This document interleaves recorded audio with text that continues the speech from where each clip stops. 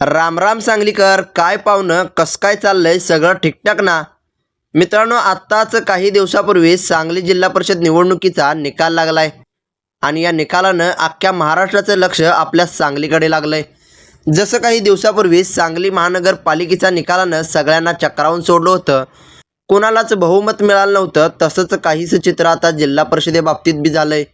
सांगलीकरांच्या मनात एकच संभ्रम होता की या मिनी मंत्रालयाचा कारभारी नेमका कोण होणार. पण मित्रांनो, आता सगळं चित्र स्वच्छ झालंय. सांगली जिल्ह्यामध्ये एक वेगळंच राजकारण आपल्याला पाहायला मिळालंय. या निवडणुकीत नेमकं काय घडलंय, कोणत्या पक्षाची सत्ता आली आणि सांगली झेडपीचा अध्यक्ष नेमका कोणत्या पक्षाचा झाला, याचा संपूर्ण पाढा आज आपण वाचणार आहोत. सांगली जिल्हा परिषद ही पूर्ण महाराष्ट्रात गाजते, कारण इथं झालेली पाटील पाटील युती, निकालाचा संपूर्ण लेखाजोखा, कोणत्या पक्षाला किती जागा. पाहुणं, पहिल्यांदा जाणून घेऊया की या निवडणुकीत नेमकं कोणत्या पक्षाला किती जागा मिळाल्या आहेत. राष्ट्रवादी काँग्रेस पक्षाला तब्बल 19 जागा मिळवून जयंत पाटील यांच्या नेतृत्वानं सर्वात मोठं यश मिळवलंय.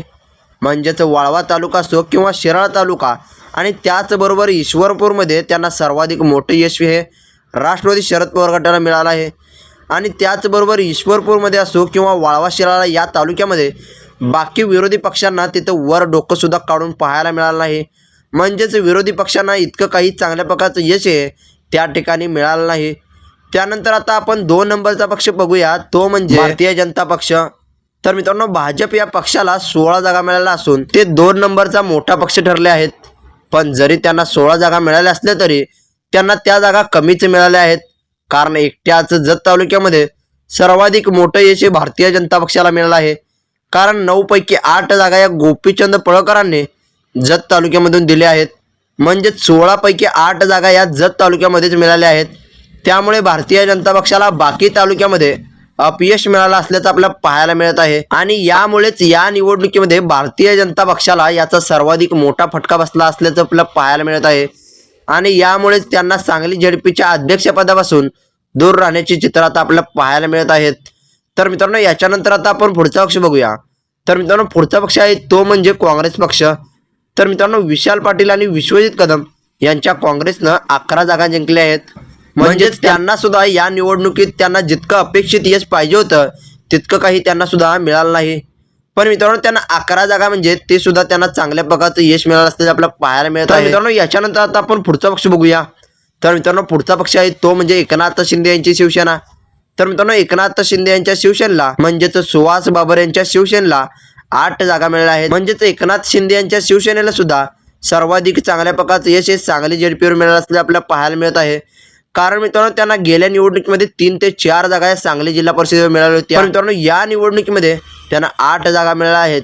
म्हणजे सर्वाधिक मोठे यश हे सांगली जिल्हा परिषदेवर एकनाथ शिंदे यांच्या पक्षाला देखील मिळाले असल्याचं आपल्याला पाहायला मिळत आहे. तर मित्रांनो, याच्यानंतर आता आपण पुढचा पक्ष बघूया. तर मित्रांनो, पुढचा पक्ष आहे तो म्हणजे राष्ट्रवादी काँग्रेस पक्ष. तर मित्रांनो, राष्ट्रवादी काँग्रेस या पक्षाला म्हणजेच अजित पवार यांच्या राष्ट्रवादीला सुद्धा 4 जागा या मिळाल्या आहेत. म्हणजेच या 4 जागा म्हणजे टर्निंग पॉईंट ठरले आहेत. कारण मित्रांनो, या 4 जागामुळे सांगली झेडपीची निवडणूक ही अतिशय अतितटीची होणार आहे. कारण मित्रांनो, या निवडणुकीमध्ये संजय काकाच्या निर्णयावर सर्व काही जेमतेम आहे. कारण राष्ट्रवादीला 4 जागा मिळाल्या आहेत, त्या कधीही पलटू शकतात. त्यामुळे याचा निर्णय अतिशय महत्त्वाचा आहे. तर मित्रांनो, याच्यानंतर आता आपण पुढचा पक्ष बघूया, तो म्हणजे अपक्ष आणि इतर. तर मित्रांनो, इतर पक्षांना म्हणजे जनस्वराज्य शक्तीला 1 जागा ही सांगली जिल्हा परिषदेच्या निवडणुकीमध्ये मिळाली आहे.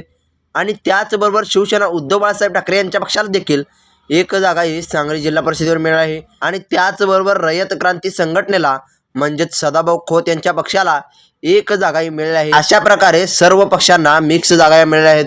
पण मित्रांनो, कोणत्याही एका पक्षाला स्पष्ट बहुमत मिळालं नाही. एकूण 61 जागांच्या या लढतीत कोणत्या एका पक्षाला स्पष्ट बहुमत मिळालं नव्हतं.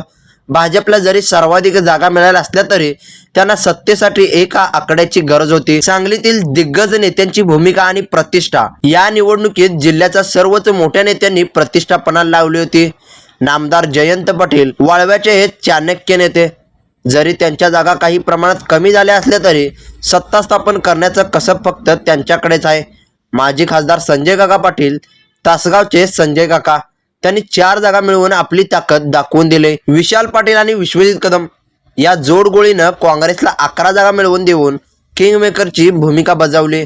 गोपीचंद पडळकर भाजपचे फायरब्रँड नेते, त्यांनी संपूर्ण जिल्ह्यात रान पेटवलं होतं. सुहास बाबर खानापूर विट्यात बाबर साहेबांच्या पश्चात सुहास बाबरांनी शिवसेनेचा गड 8 जागासह शाबूत ठेवलाय. आटपाडीचा रणसंग्राम, पडळकरांना घरचा आहेर. आता मुद्द्याचं बोलायचं तर आटपाडी तालुक्यात जे झालं त्याची चर्चा लय जोरात आहे. गोपीचंद पडळकर आणि ब्रह्मानंद पडळकर या दोन्ही भावांनी आटपाडीत आपली शक्ती पणाला लावली होती. पण पाहुणं आटपाडीच्या मतदारांनी यंदा पडळकर बंधूंना चांगलाच विचार करायला लावलाय. पडळकरांच्या पॅनलचे 4 पैकी 3 उमेदवार निवडणुकीत पराभव झाले आहेत. हा पडळकरांच्या राजकारणाला बसलेला सर्वात मोठा धक्का आहे. जरी गोपीचंद पडळकरांच्या वहिनींनी आपला गड राखला असला तरी आणि विजय मिळवला असला तरी 3 उमेदवारांचा पराभव पडळकरांच्या जिव्हारी लागलाय. आटपाडीत विरोधकांनी अशी काही गुप्त बांधणी केली होती की पडळकरांची हवा असूनही त्यांना यश मिळालं नाही. जयंत पाटील आणि संजय काका पाटील एकत्र. मित्रांनो, आता सर्वात मोठा आणि महत्त्वाचा मुद्दा, सांगली जिल्हा परिषदेवर सत्ता कशी आली. सूत्रांची माहिती अशी की भाजपला सत्तेपासून दूर ठेवण्यासाठी जयंत पाटील आणि संजय काका पाटील हे जिल्ह्याच्या हितासाठी एकत्र आलेत. हो पाहुणं, तुम्ही बरोबर ऐकलंय. वेळ पडली तर संजय काका पाटील हे जयंत पाटील यांना मदत करतील असा उल्लेख राजकीय वर्तुळात आधीपासून होता आणि झालंच तसं. अजित पवारांची राष्ट्रवादी आणि शरद पवारांची राष्ट्रवादी सांगलीत पुन्हा एकत्र झाले. जयंत पाटील यांनी सगळी फिल्डिंग गुप्त बैठकाद्वारे लावली होती. या पाटील युतीमुळे आणि सोबत काँग्रेसला घेतल्यामुळे महाविकास आघाडीची सत्ता स्थापन झाली. ही युती कोणालाच कळणार नाही अशी होती, पण जयंतरावांनी आपला करेक्ट कार्यक्रम पूर्ण केलाय. झेडपीवर राष्ट्रवादीचाच अध्यक्ष आणि सत्तेचा गुलाल. तर मित्रांनो, फायनल सोक्षमोक्ष असा लागलाय की सांगली जिल्हा परिषदेवर महाविकास आघाडीचा सत्ता आली आहे आणि झेडपीचा अध्यक्ष हा राष्ट्रवादी काँग्रेसचाच झालाय. जयंत पाटील यांनी लावलेली ही फिल्डिंग आणि संजय काकांनी वेळेवर दिलेली साथ, यामुळे राष्ट्रवादीचा गुलाल आता जिल्हा परिषदेवर उधळला गेलाय. भाजप आणि शिंदे गट एकत्र येतील असं वाटत होतं, पण जयंतरावांच्या मस्तुद्दीगिरीपुढे कुणाचंच काहीही चाललं नाही. आता जिल्ह्याचा कारभार हा या अनुभवी नेत्यांच्या हातात सुरक्षित राहणार अशी खात्री प्रत्येक मतदाराला वाटते. सांगलीकरांना साथ. तर पाहुणं, तुम्हाला काय वाटतंय, जयंत पाटील आणि संजय काका पाटील ही जोडी सांगलीच्या राजकारणात कायापालट करेल का? राष्ट्रवादीची झेडपी अध्यक्ष झाल्यामुळे जिल्ह्याचे रखडलेले प्रश्न सुटतील का? तुमचं मत कमेंटमध्ये नक्की सांगा. जर तुम्हाला आमची ही सांगलीची रोकटोक आणि गावरान बातमी आवडली असेल तर व्हिडिओला लाईक करा, शेअर करा आणि आपल्या चॅनलला सबस्क्राईब करायला विसरू नका. अशाच राजकारणातल्या खमंग बातम्या घेऊन आपण पुन्हा भेटूया. धन्यवाद. जय हिंद, जय महाराष्ट्र.